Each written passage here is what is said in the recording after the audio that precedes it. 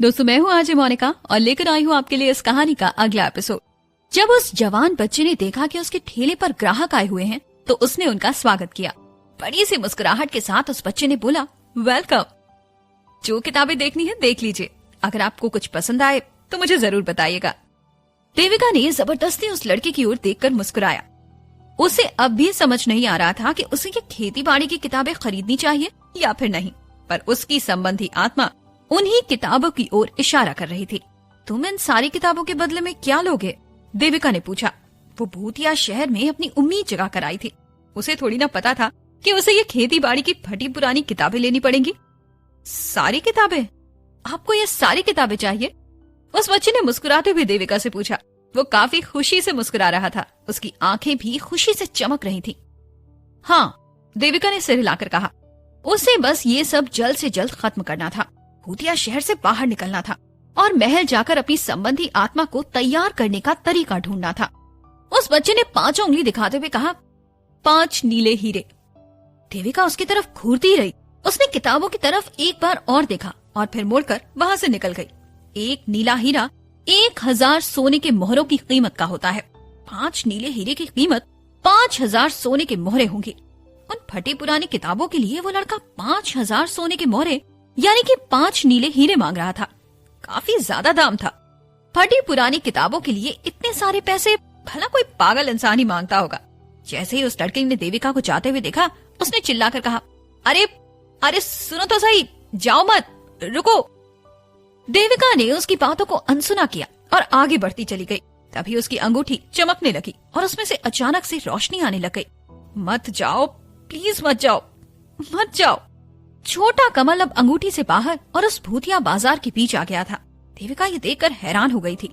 उसकी हिम्मत कैसे हुई कि वो देविका के खिलाफ जाए, वो भी उन फटी पुरानी किताबों के लिए। बस उन फटी पुरानी किताबों के लिए उसकी संबंधी आत्मा ने उसका कहा नहीं माना और सारे शहर के सामने प्रकट हो गया।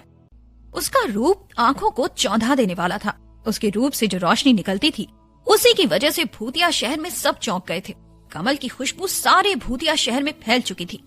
भूतिया शहर के बहुत सारे लोग चलना रोककर वहीं खड़े होकर देखने लगे कि आखिर वहाँ क्या हो रहा था। अगर देविका को पता होता कि उसे संबंधी आत्मा की दुनिया में कैसे भेजना था, तो वो सबसे पहले वही काम करती। चुपचाप बैठो, हिलना मत। देविका ने गुस्से में उसकी संबंधी आत्मा को बोला। कोई नहीं जानता था कि देविका की कोई संबंधी आत्मा भी है, और अगर किसी को ये बात पता लग जाती तो चीजें बिगड़ने लग जाती। देविका और छोटे कमल की बहस के वक्त वो दुकानदार देविका तक पहुंच गया था। उसने वो सारी किताबें अपने साथ ले ली जिसमें देविका को दिलचस्पी थी। वो भागते भागते देविका के रास्ते में आ खड़ा हुआ ताकि वो आगे ना बढ़ सके। प्लीज जाओ मत। अगर तुम्हें लगता है कि ये दाम ज्यादा है तो क्या तुम 4 नीले हीरे दे सकती हो?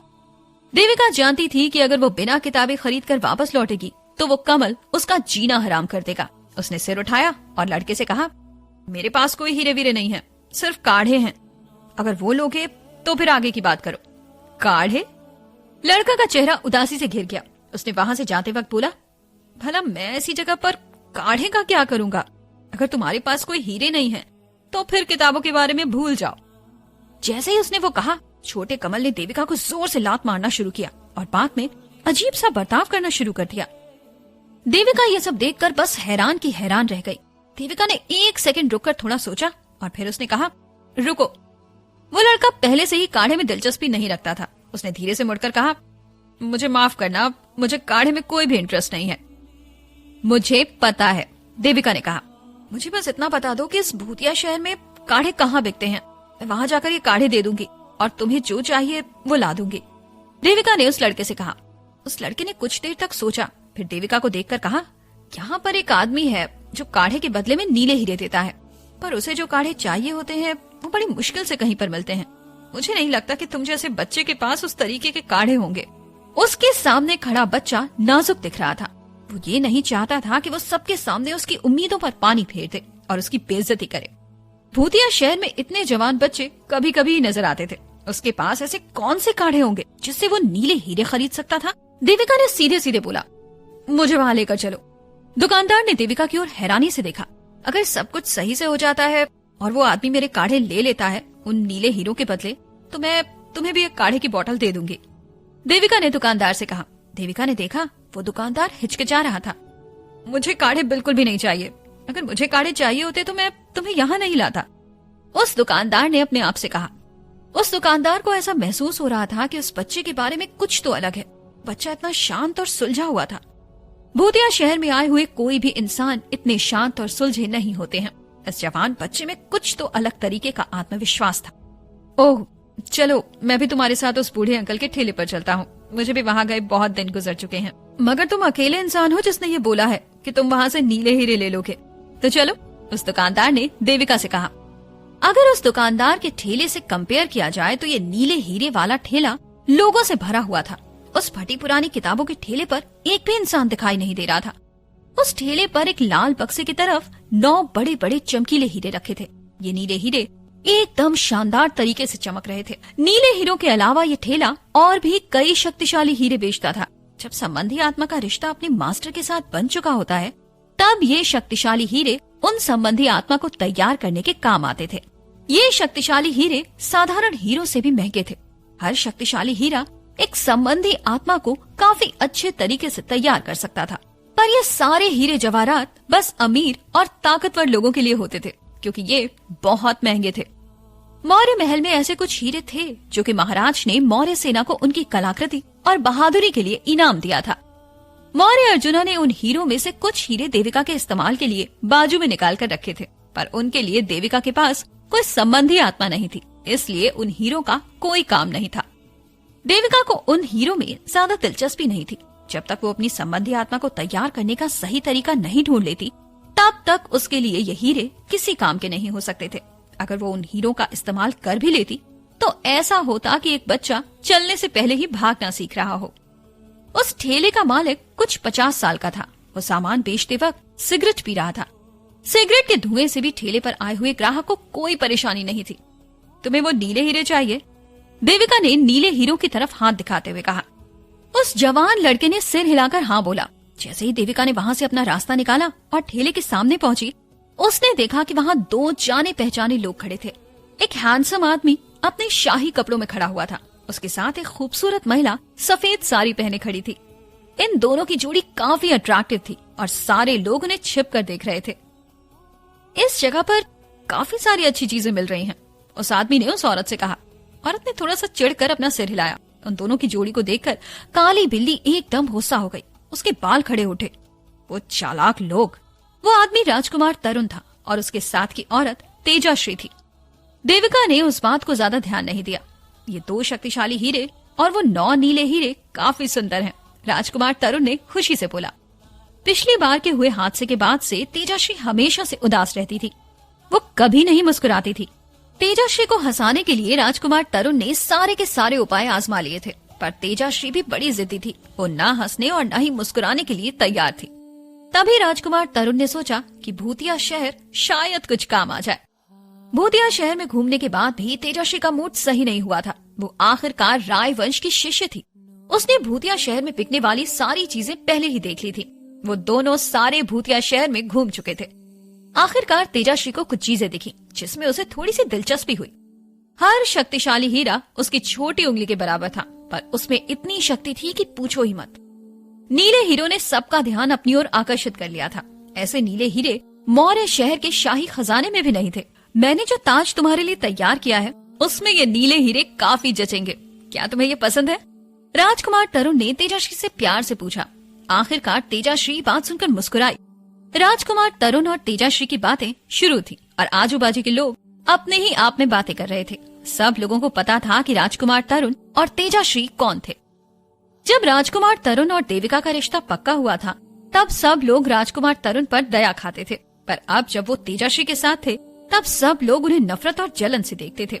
देविका को सारे लोग उसके खतरनाक गुस्से से जाना करते थे। भले ही वो काफी सुंदर थी, उसकी हरकतों ने लोगों को उसे इस तरह से पहचानने के लिए मजबूर कर दिया था। देविका का गुस्सा ज्यादा लोग नहीं संभाल सकते थे। तेजाश्री देविका से बिल्कुल अलग थी। सुंदर होने के साथ साथ वो एकदम नाजुक, शिष्ट और कोमल व्यवहार की थी। ऊपर से वो राय वंश की शिष्या भी थी। राज्य के सारे लड़के उसे पाना चाहते थे और जब वो और राजकुमार तरुण साथ आए, तब सब लोग उन्हें जलन से देख रहे थे। जब लोग तेजाश्री से असलियत में मिले, तब उन्होंने तेजाश्री को और भी ज्यादा इज्जत दी। इसी के साथ वही लोग देविका से और भी नफरत करने लगे। यही सारी बातें देविका ने सुनी थी, पर उसने जरा भी गुस्सा नहीं किया था। देविका ने उन बातों पर कुछ रिएक्ट भी नहीं किया, पर काली बिल्ली अब काफी गुस्से में थी। उसे उन दोनों पर हमला करना था। इन गधों को क्या पता है, ये लोग उस डायन के साथ मेरी मालकिन की तुलना कैसे कर सकते हैं। पता नहीं रायवंश में ऐसी क्या खास बात है जो सब लोग उनकी वाहवाही करते रहते हैं। मुझे तो उनका नाम लेना भी पसंद नहीं। पहले वाले दुकानदार ने देविका के बाजू में से कहा। उसकी आवाज में नफरत भरी हुई थी। वो अपने हाथों में गन्ना चबा रहा था। जो लोग तेजाश्री को देखकर उसकी तारीफ कर रहे थे, उसने उन सारे लोगों को गुस्से से देखा। उसने ये सब बड़े ही धीरे से बोला, पर देविका ने सब कुछ सुन लिया था। जब उसने देविका को देखते हुए कहा, मैंने कहा था ना मुझे काढ़ों में कोई दिलचस्पी नहीं है, उसी तरह से मुझे रायवंश में भी किसी भी तरीके की दिलचस्पी नहीं है। ये कहने के बाद वो जोर से हंसने लगा। उसने देविका को अपनी बात समझाने की कोशिश की, पर देविका ने उसे जरा सा भी ध्यान नहीं दिया। इसीलिए वो थोड़ा सा हंसा और फिर उसने बातें करना बंद कर दिया। तुम्हें इन 9 नीले हीरे और 2 शक्तिशाली हीरे के बदले में क्या चाहिए? राजकुमार तरुण ने ठेले वाले से पूछा। उसने जब तेजाश्री के चेहरों पर हीरों को देखने के बाद मुस्कान देखी थी, तब उसने ये तय कर लिया था कि वो ये सब कुछ उसके लिए खरीदेगा। जब राजकुमार तरुण देविका को भूतिया शहर लेकर आया था, तब उसने 1 पैसा खर्च नहीं किया था। बस कुछ देर वहाँ घुमाया और फिर दोनों वापस घर लौट आए। अब जब वो तेजाश्री के साथ आया था, तब वो अचानक से बहुत बड़ा दानी बन गया था। उस ठेले पर बैठे हुए बुजुर्ग आदमी ने ऊपर देखा और कहा, मैं हीरो के बदले में सिर्फ काढ़े लेता हूँ। राजकुमार तरुण ये सुनकर चौंक गया। राजकुमार होने के नाते उसे सारे प्रकार के खजाने और हीरे मुफ्त में मिलते थे, पर उनका शहर दवाई और काढ़े के मामले में पीछे थे। सारे आस पड़ोस के शहर इसमें काफी तरक्की कर चुके थे। सारे जरूरी काढ़े एक अलग तिजोरी में रखे रहते थे और उसके पास उस तिजोरी से काढ़े निकालने के लिए चाबी नहीं थी। उसका उधर जाना मना था। राजकुमार तरुण ने अब कहा, मैं तुम्हें इसके बदले में एक मोती देता हूँ। उसने मोती निकालकर अपने हाथ में रखी। वो मोती उसके हाथ जितनी बड़ी थी और बहुत खूबसूरत थी। उसे तेजाश्री के सामने हार नहीं माननी थी। उसे तेजाश्री को इम्प्रेस करना था। पर उस बुजुर्ग आदमी को उस बड़ी और खूबसूरत सी मोती में कोई भी दिलचस्पी नहीं थी। उसने अपनी आंखें उठाकर उस मोती को देखा भी नहीं।